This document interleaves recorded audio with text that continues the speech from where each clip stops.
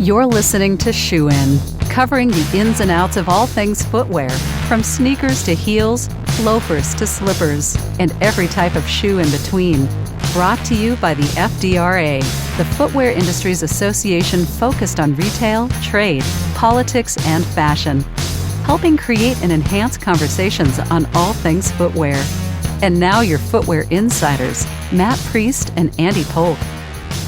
Hey everybody, welcome back to the Shoe In Show. Thanks for joining us. We've been talking about the economy, we've been talking about the workforce issues, we've been talking about supply chain issues. Today we're going to wrap that up holistically and talk a little bit about the politics, the political environment that we see that's impacting so many businesses. I think, Matt, I'm thinking back to like 2008 when I was on Capitol Hill. And it was the great crash that happened, the credit crunch that happened, and the government stepping in, and that's continued to this day in terms of government intervention in markets with quantitative easing continuing. It's happening consistently around government stimulus checks, the PPP. So I just think the last I don't know how many years it is now, 12 or 14 years. Of government becoming ever more involved in business life than it ever has before, not just at a financial level, but a regulatory level. And so that's why it's so important. And that's why we're based in Washington, D.C. And that's why it's so important to get involved with FDRA and stay active to hear what's happening from the ground that could impact business, that it could impact consumer demand and has going forward. Yeah, I agree. And one of the things we want to do on this episode, Andy, is explore some of these dynamics that are playing out in a variety of different ways. And so we want to welcome Thomas Crockett, FDRA VP, Government Relations Extraordinaire, as he comes in. And let's just bat around some things that are out there. We know that there's a vaccine mandate that's out there from the regulatory side. We're still waiting, as of the recording of this, we're still waiting for OSHA to push out the regulatory side and what that means. We've got the infrastructure bill that's being batted around by Democrats that can't seem to get their act together and figure out how they should move on infrastructure. We have human infrastructure, which is a totally different thing. It's not actual infrastructure, but it's human infrastructure that's being batted around. And we have inflation, and we have supply chain chaos, and we have calls for the National Guard to unload our iPads and our toys for Christmas. There's just a lot of stuff happening. So what better person to have than Thomas Crockett to join us in that conversation? Thomas, from your perspective, where should we begin? There's a lot of hot stoves to touch on this one, but let's go ahead and get started. Where should we start? Yeah, there's in China too. We probably should jump into China in a second too, because we got a lot from power shortages to the Uyghur issue to government actions against sanctions from other countries, government allowing for some government retaliation. There's a lot to unpack with China. But I think you mentioned the vaccine mandate. That's really, as we record this, that is right on the horizon. The Biden administration chose to do that as an emergency temporary standard, meaning it goes a lot faster through the process. The normal public comment, the normal rulemaking process is changed. It's much faster. So we expect that to roll out very soon. And it's actually, as we record this, it's going through the final approval at the White House right now through their legal team. And we don't know. There's so many unanswered questions. We got a great question yesterday. What about people that are 100% remote work now, or a mix of remote work? How is that going to apply with the vaccine mandate? How is OSHA, small agency, going to actually enforce this against 80 million workers? And then what's the time frame? Some people have asked for a 90-day lead time to implement this. It could be 30 days. We just don't know until this actually comes out. So, right. It's potentially in the next few weeks, and it's going to be a big send some shockwaves. Already we've seen a lot of shockwaves with the announcement of the vaccine mandate, but expect even more of that when we actually get the details. Devil's in the details with this, and there's going to be a lot to really get into with how this is implemented. Yeah, for sure. And on the legal side, we've talked about this. There's really not a legal leg for companies to stand on to ignore it. There's plenty of vaccine mandates that take place in a variety of different settings and have for a long, long time. This one has become so political, and everyone's an expert, and everyone's got their local news sources to go to or their local blog to tell them why it is or isn't the right thing to do. And so we're just super fragmented, and companies are having to navigate through that. They're having to become the arbiters of religious exemptions and the arbiters of testing. Freaking, how do I bring on testing protocols for my employees? And do I treat my corporate employees different than I treat my retail employees? Oh, and by the way, we have the highest quit rate of all time. So it's really hard attracting employees in the first place. And so now I got to add on this requirement. I think it's a really difficult place for companies to be, and knowing that it'll all be litigated out and it probably will get to the Supreme Court. So it's hard to kind of advise companies just to kind of cool their heels right now and not do some preparation, but to preparing for what remains to be seen, at least at the specific detail level for which we hope to get from OSHA here soon. Yeah, it's really, I mean, look at all the news that's happened around the airline industry and people, implementing mandates and then rolling them back. And it is a challenge for companies with not knowing what's going to be in the rule, but knowing that there could be a short window to comply. And if you're listening to this, you have an opinion on the vaccine. There's very strong opinions either way, and that ties into this. So it's a really a big challenge for businesses. And I think just the amount of time they have to comply with this is going to be a huge issue. So that's certainly one issue that's hanging. Obviously, the supply chain issue is another. Yeah, let's go there next, right? Let's might as well kick that dead horse, because it is. We joked on another podcast that it's hit critical mass when it's on Good Morning America, right? That's the standard, and in USA Today, kind of the mass news distribution channels that a lot of people listen in on to. And so there's a lot of calls for action, a lot of people throwing out ideas, leveraging the Navy and the National Guard to unload our holiday crap. Hey, I want to sell shoes like everyone else. That's our job, is advocate for the industry. But we also have to be thoughtful about what we utilize in terms of tools to move goods. And this is, I think Matt Shea at the National Retail Federation said this really distinctly, like, this has exposed a lot of underlying issues that have been there for a long, long time. And the infrastructure bill right now is not going to solve it overnight. That's for later down the road. And so we just have to deal with it with patience and with time. And I just think that I really find it difficult to use really extreme measures that don't make sense in a normal year, even when things are chaotic, because we have all these variables that we've thrust upon ourselves with stimulus and driving up demand and dumping a lot of cash in the system. And we're just going to deal with it, right? We're just going to slow down and just let things flush through the system. And that just takes time. And I don't think deploying the National Guard to do it makes a lot of sense from a policy perspective. I could be wrong, but that's just where I'm thinking right now. Yeah, there's a lot of different ideas out there. One thing that's actually getting a lot of traction in Congress is the Ocean Shipping Reform Act, looking at the carriers, recognizing the rules haven't been changed in a couple of decades, and looking at how we can write better rules for what's in service contracts, dealing with unreasonable fees. There's one of the big issues. There's container shortages. There's extremely high fees. There are substantial transit delays. And so this legislation, it's now got up to 40 different members of Congress have signed on to it.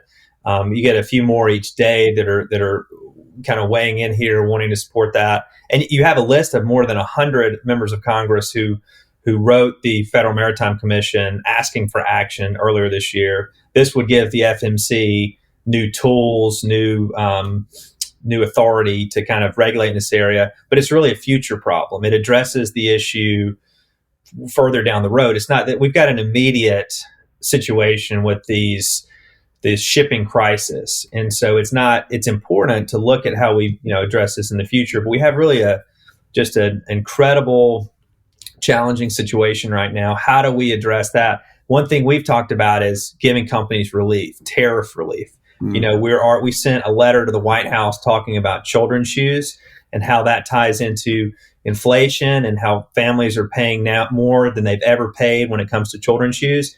That's something the administration could do today. It could cut out 301 duties on kids' shoes, immediate relief there. Miscellaneous tariff bill, that's something else that we've been pushing for. That's just a temporary tariff relief measure for items that aren't available in the U.S. Congress has that before. It's been through a year and a half vetting process now, over at the International Trade Commission and at Congress. It's ready to go. Go ahead and pass that. Give companies immediate relief on that. So there are things that Congress can do to kind of ease some of this pressure. There's not really an immediate fix when it comes to supply chains. I think the government should focus on the policy and not on the actions of doing something. I think that's the difference, right? Enabling, empowering, funding. There's a big difference when you're asking an untrained National Guardsman in terms of port logistics to go to the port to move goods. Beware asking the government for help. Oftentimes that help makes things worse in terms of action. So I think we have to be very careful. And I think, to Matt's point, there's just going to be pain, and it's something we're going to have to deal with. And there's not an easy fix in terms of port congestion and ships lining up. And it's just, it's something we're going to have to deal with and move through as a country. And it behooves all of us to be a little bit nicer to that store clerk. It behooves us to be a little bit nicer to our friends and family over the holidays. We just need more patience as a country. We've been accustomed to 2-day shipping. That's not going to happen this holiday season. I think it's time to wake up a little bit to what our expectations are.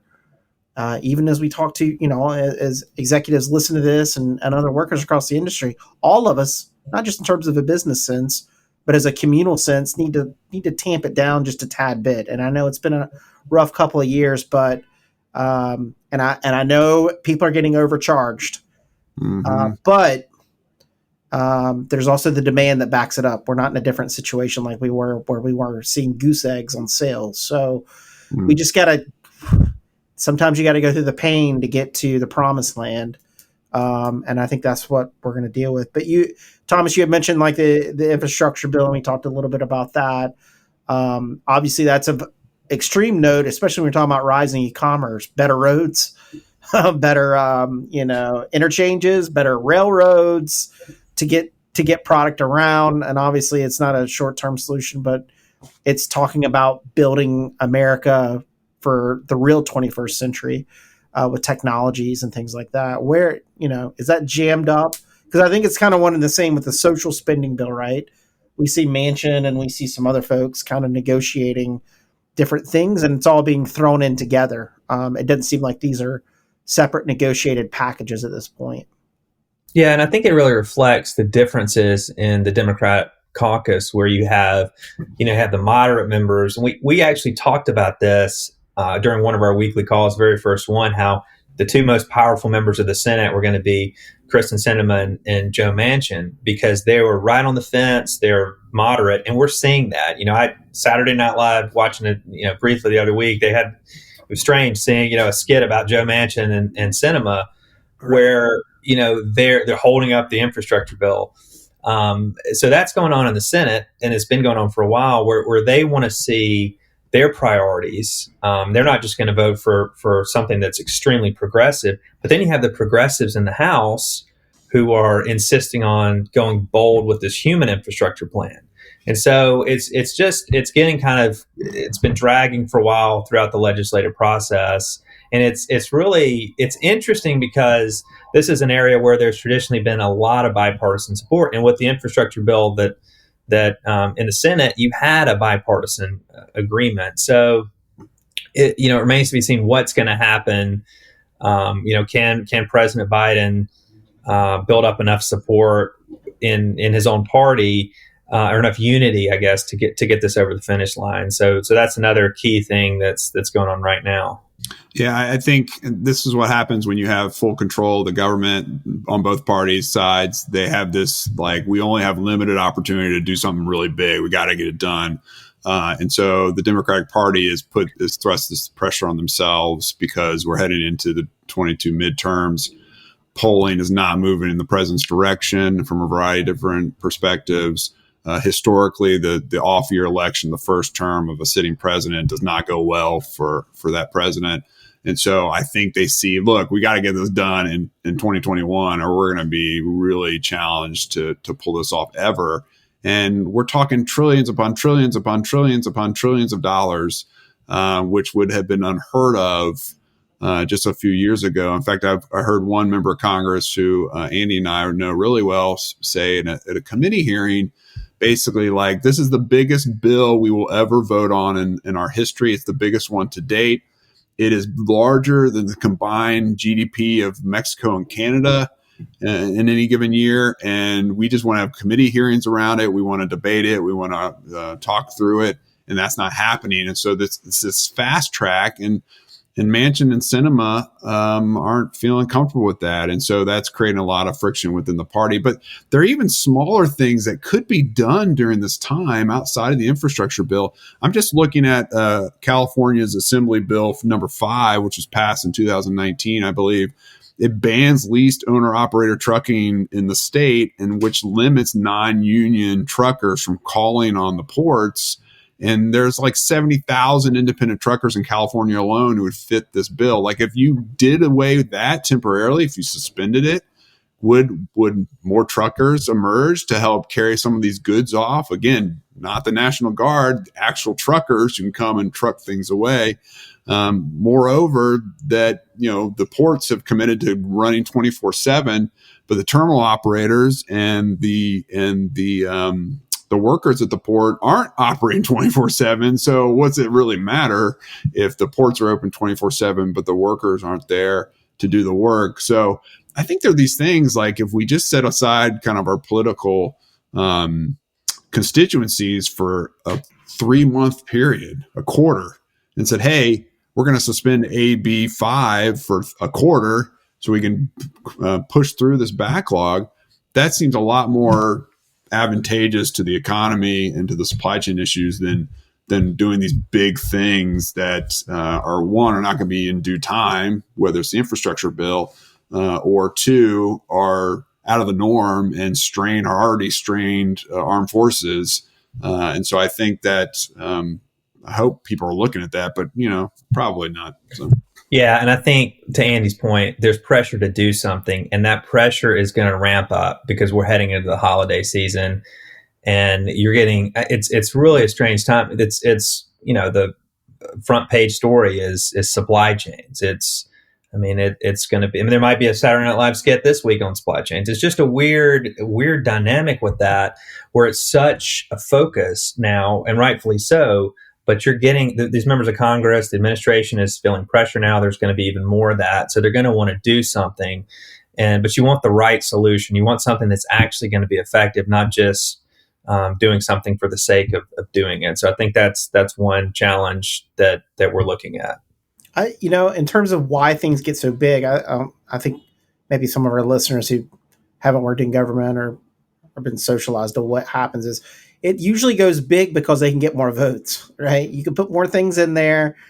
You give away more projects. I'm not even talking like graft or bad teapot museums adding into the bill of the bridge to nowhere. I'm saying just general water and sewer infrastructure things, or any number of things that you can take home to your constituents to help your communities, like even normal things they put in there to make it really big in order to get it. The difference this time is the ideological constraints within the Democratic caucus, and there's some of the same in the Republican caucus that's happening right now, is so different in between how far they want to go and how narrow they want to go and traditional they want to go.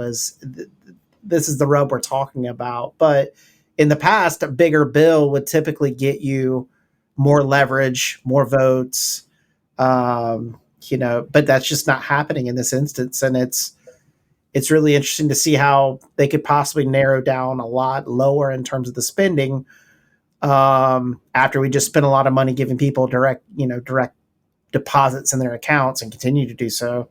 How they could narrow it down and get something around maybe, $1 trillion or something like that, and get something passed and move on.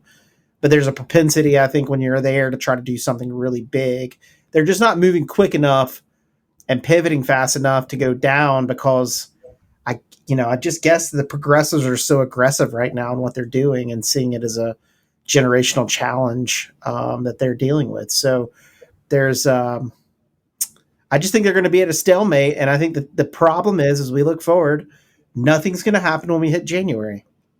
So you got until Christmas time or January 1, because we're already in political season. Where people are already raising tons of money and the fundraising letters are going around, and the Republicans are already coming up with their sharpened elbows on what their messaging is going to be, and they're already deploying it to test it. So when we hit January and it's midterms are coming up, things are going to get even more locked down. So we'll see what happens and we'll see what they can negotiate. But it just seems like there's going to be hurt feelings and fractures if they keep going forward either way, whether they reduce it or whether they pass something really big. I mean, I just saw recently an article about how Joe Manchin is even doubling down over the progressives and saying he might even leave the party if he doesn't get his way. So that's a huge issue, because if you got basically a split Senate and he leaves, what does that do to the power dynamics, even on all the other appropriation bills? So it's interesting how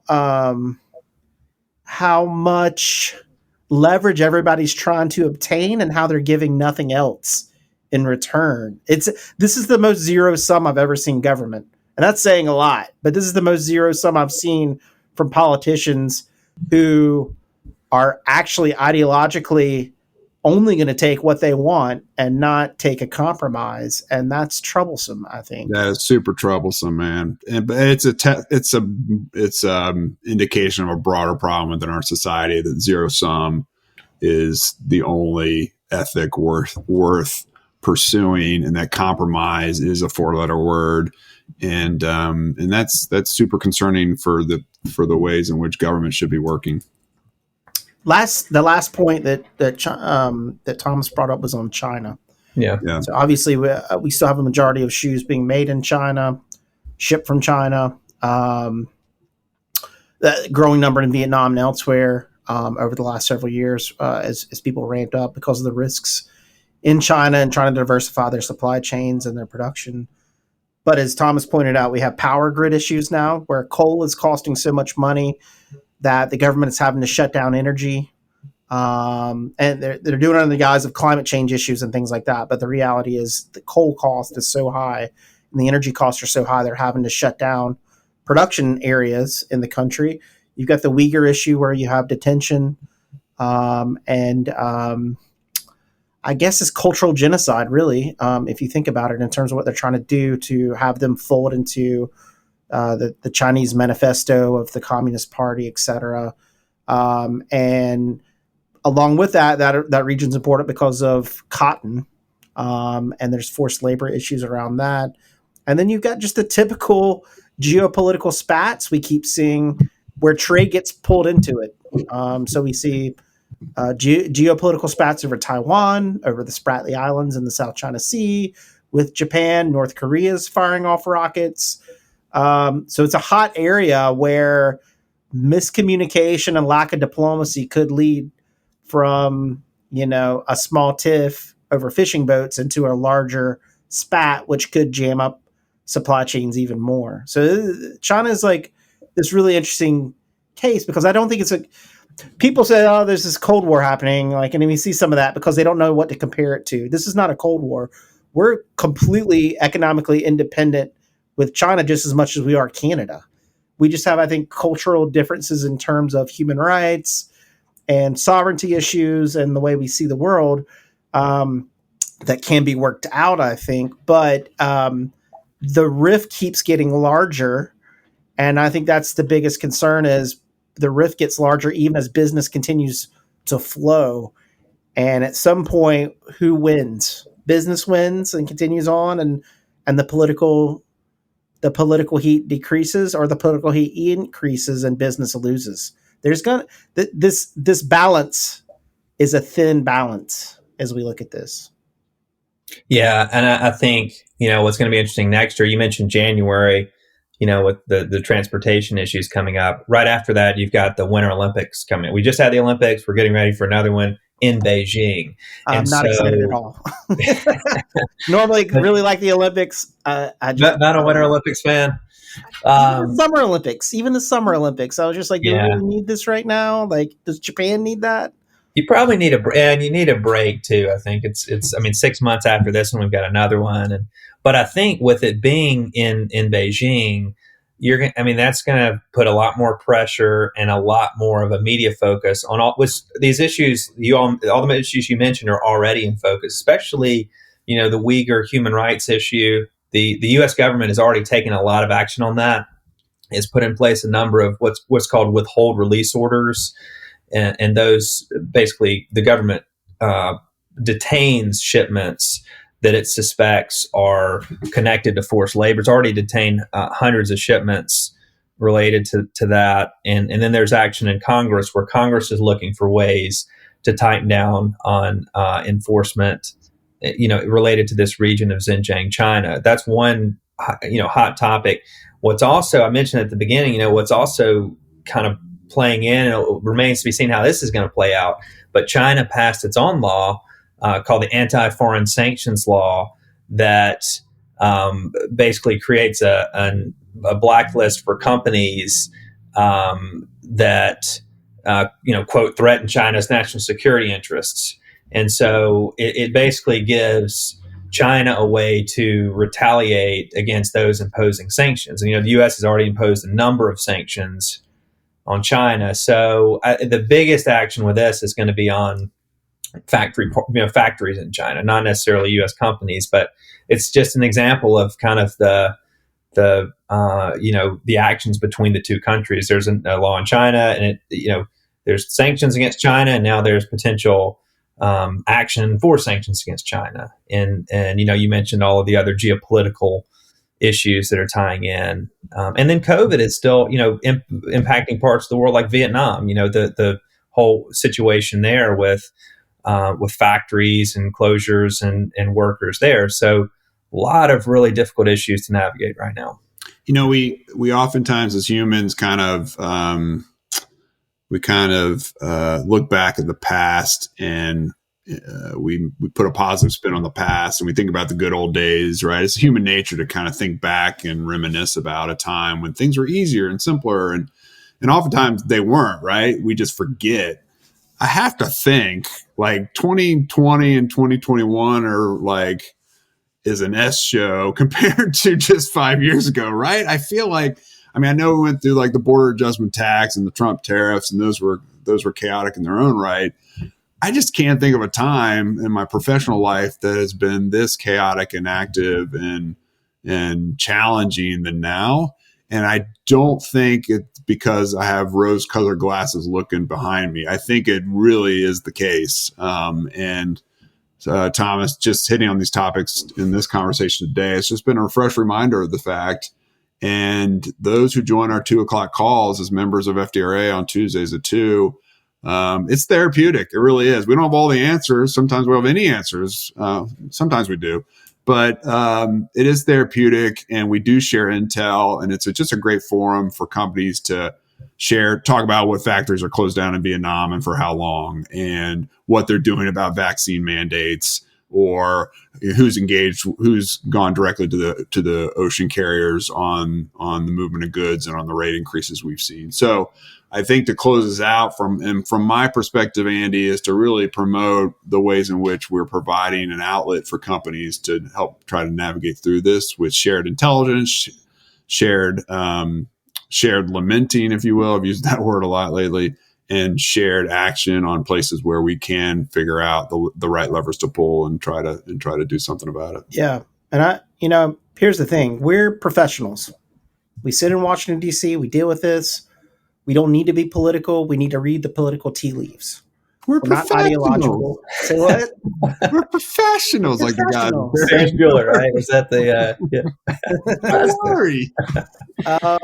Yeah, with the car. When he gets the car, and then Star Wars music plays. Exactly. Yeah. But we're professionals, and that's our job here, is to read the tea leaves and to figure out what's happening and why. We're not ideological on what we're doing with the footwear industry. We're rational. we're trying to find the right levers, we're trying to build the right relationships, and we're trying to move the right actions and speak on behalf of the industry. And so that's why companies need to get involved. We have a lot for our members. We do a lot on the business side, right? We do a lot of consulting around the classifications or the sourcing shifts. We do all the data. We do consumer surveys and behavioral shifts and the sustainability work and all these things. But ultimately, the politics is the fastest way that can ruin your company if you're not plugged in.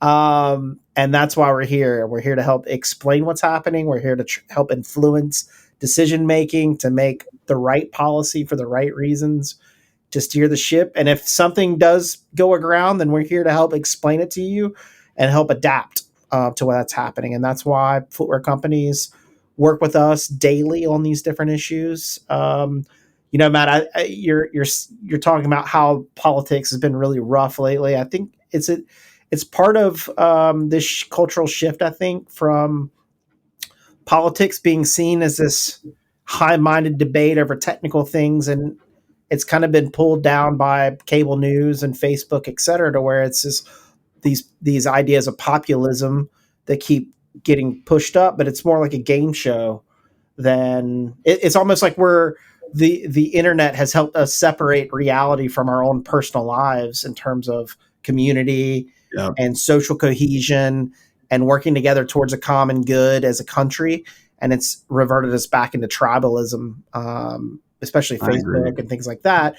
And it feeds from the national level, from the national media who, I think there's really good journalists out there that try to find the right story, but oftentimes the headline or what's really important is buried by the lead of what someone said to someone else and what the fight is in order to get the viewership, unfortunately. So we're here to actually say we're not that. We're not here to sensationalize.